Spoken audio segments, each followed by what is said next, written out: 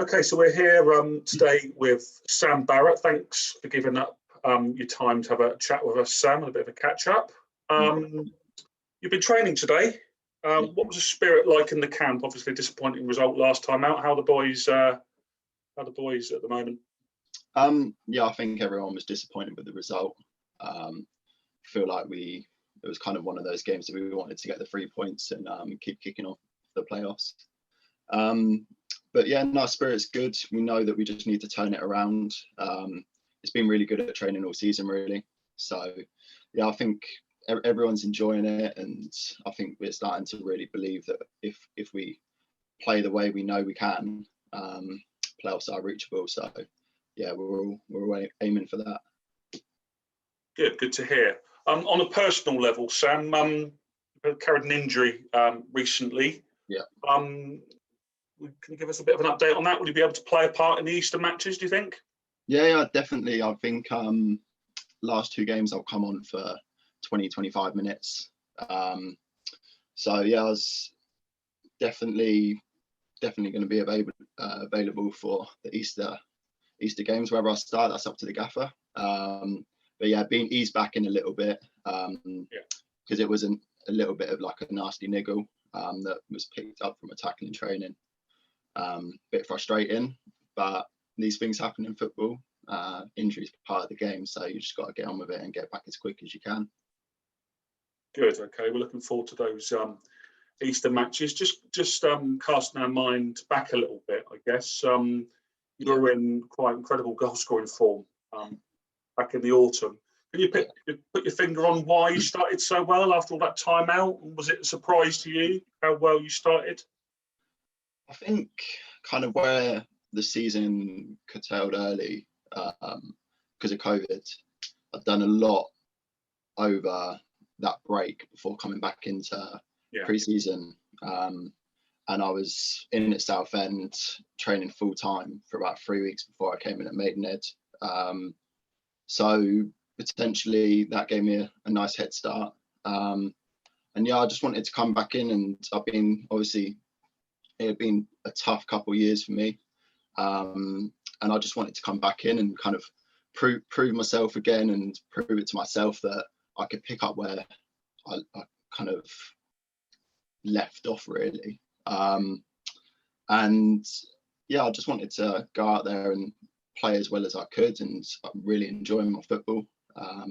It's just nice to be playing again, and I didn't expect to score so many, but yeah, no, it was definitely a good run, and hopefully now coming back in, I can finish the season the way I started it.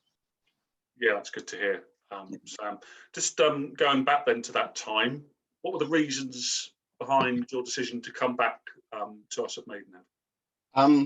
Well, it was, as I said, like, it was a tough couple of years stepping into pro. It all started really well going in at Southend. Had a quality manager, a quality squad, and yeah, the injury was a week into the season, which left me out about 15-16 months after surgery. And yeah, I didn't really get to get going again. I played about 10 games before COVID cancelled the season. So kind of looking at it there, it was always going to be tough to find my place or find another club coming off the back of that injury. And I knew that if I was going to come back to conference, if that was going to be the case, that I'd kept in touch with Devs, and he'd been kind of speaking to me like throughout my injury, throughout my time at Southend. And I knew that I'd go back and I'd fit in straight away. I'd kind of know my surroundings. Yeah. And it was always kind of a step back for possibly 2 forwards. And I knew that it would be a very good platform for that. And obviously been at the club before since I was young. And I love it, love the people around the club. So there was never really too much doubt. Just want to come back and prove to everyone, do as much as I can for the club and for the team and the gaffer, and just see what happens next year, really. Yeah, it's nice to hear, actually, that you keep in touch with players when they've moved on, and on a similar kind of thing, really. Do you still keep in touch with teammates from your first spell, the likes of Harry Pritchard, for instance? Yeah. Speak to a lot of the boys.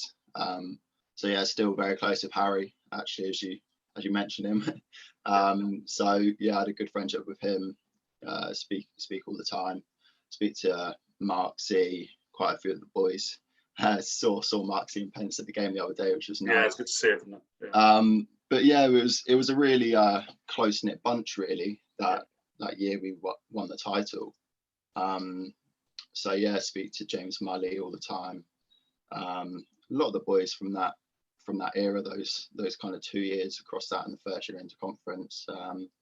Yeah, a lot of good lads across those years. So yeah, definitely. Yeah, wasn't it? Great team spirit there. And on sort of similar note, how far do you think this team can go this season or next?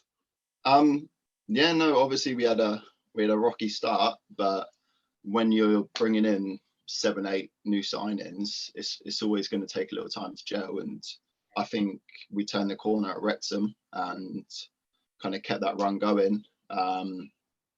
And yeah, I think we've got the squad, we've got good balance of experience in youngsters, and a good mentality within the camp. So yeah, I think we all need to start believing a bit more that the playoffs are reachable, especially in this season. Like, anything can happen, kind of thing. Like, the games are coming so thick and fast.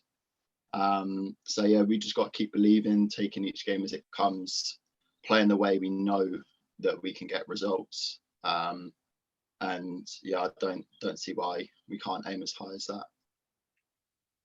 Okay, you spoke about the goal scoring at the start of the season. Do you set yourself on a personal level targets for the start of the season, or do you?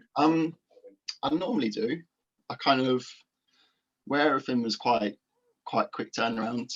Coming back to Maidenhead, I didn't really at the start of this season, but I think for me personally, as soon as I started scoring, I thought about it, and I thought kind of double figures would be nice, being a wide man, and similar double figures for assists. So the goals came more than the assists to start with, but kind of been changing the balance on that a little bit, like helping out with the assists now. So yeah, I think for me personally, I think aiming for like 15 goals would be a terrific season, like on goal scoring from a wide man. So yeah, go for that. Okay, that sounds good. Danilo's moved ahead of you now, so you've got some. Yes, I got a leapfrog him again. Good little battle there then. Just looking forward then to these Easter matches. Obviously, we go to Weymouth on Friday, and then the Easter Monday match with Eastleigh. That's available as usual for our supporters to watch on the live stream. Does it give you a boost to know that fans, family, and friends will be watching, even an empty ground? Yeah, it does. I think a lot of my family's pretty much watch every game that I've been involved with. So it's nice when I'm leaving the house and my missus says she's got the stream on and she's going to be watching with Littler, and like, it's nice to think about that before the game, when you know you're walking out and there's going to be no fans. And likewise for my family and some of my friends. And yeah, of course, it's tough times with the fans not being able to come.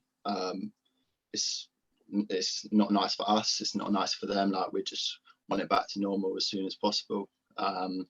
But obviously, yeah, it's good to have them tuning in and supporting us, and seeing that on social media after the games and stuff. So yeah, it's definitely nice. Yeah, the match has obviously been played almost all of them behind closed doors this season. Yeah. And they can be honest here with us. Does that make a difference to the players? The fans really make a difference, or are you in the zone when you're playing? No, I think it definitely does. I mean, everyone's different, but for me personally, I love the atmosphere. I thrive off it. If you're kind of last 10 minutes and you need that goal, that the crowd cheering on, like, it really does give you a mental boost, give you that extra 5% that you might not be able to get without that encouragement. So that's where kind of team team communication helps as well. Yeah. Just encouraging each other. But it's not like having like 1,000, 2,000 fans. Like we're in at York Road, it gets noisy. So yeah, definitely can't wait for that to be back. Yeah, you rely on each other to drive each other on, I guess, at the moment. Just on a personal level, Sam, I know you're a busy man. You're a family man now. You've very recently become a dad to Rosie, so I don't want to keep you too much longer. You want to get back and do your the nappies, fatherly duties, the nappies, whatever it might be. I don't envy you that bit. Just on that, does looking after a baby affect your match day routine and how the sleepless nights, does that impact it as well? To be fair, she's been absolutely good as gold sleeping. Last month or so, it's been a bit tougher, but we had the first night with her in our own room and it went really well. So that's a big positive. But talking about the routines, it's one of those really, you've just got to find that balance. And luckily I've got my missus as good as gold. So she knows that I've got to do my certain things before the game and prep up. And she helps me out with that. So hats off to her with that. And I've tried to keep it as similar as possible. But obviously it's nice to have a little cuddle from her before I leave. So I love it. Yeah, because you've got a good team off the pitch and on the pitch these days, haven't you? Sam, thanks, mate. We'll let you get on. Good luck for these Easter games, and we look forward to seeing how we all do, and yourself on a personal level and the running as well. Keep up the good work, mate. Definitely, mate. Hopefully 6 points. Let's hope so. Cheers, pal. Thanks. Take it easy now. See ya.